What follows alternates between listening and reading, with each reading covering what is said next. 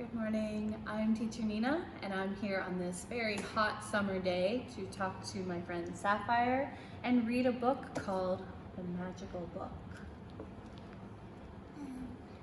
Hello everyone, my name is Sapphier. I'm 7 years old.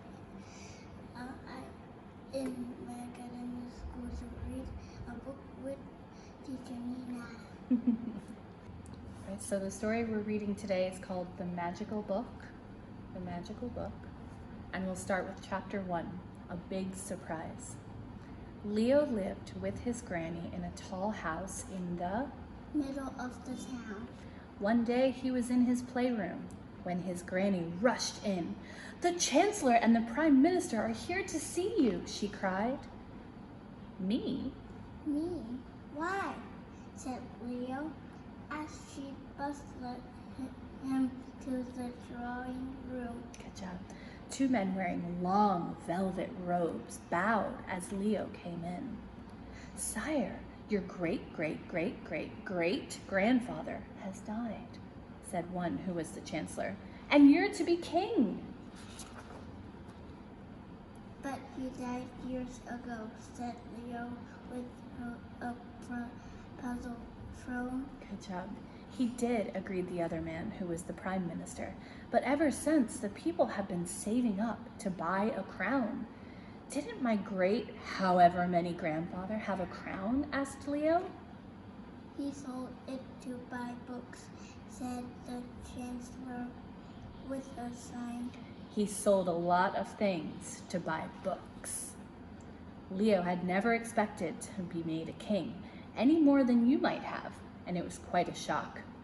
"There's no time to lose," said the chancellor, and he led Leo outside to a grand coach and whisked him away. Very good. "Long live the king! Long live Leo!"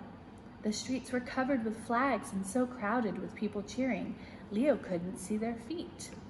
The coach drew up outside the packed cathedral. Leo jumped from the coach, put on a robe, and went inside to be crowned. Being crowned is very tiring, and there's a lot of hand kissing, so Leo was relieved when it was time to drive home to the palace. Very good.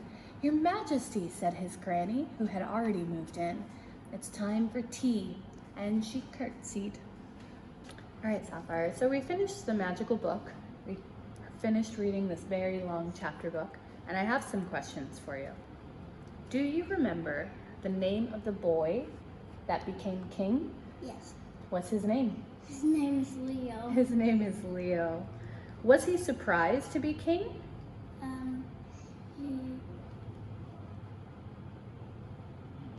Was he happy to be king? No. No, I think he wasn't sure what was happening. Like, if you were named Queen Sapphier, how would you feel? Bad. Bad? You don't want to be queen? No. Oh no. I want to be a gamer. But you could be a gamer queen. You could be a gamer queen. All right, when Leo met his grandmother, she said it's time for, and what did they drink? Tea. Yeah, they drank tea. Very good.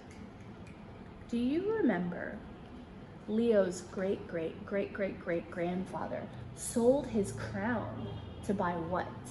To buy books. Yeah, to buy books. Very good.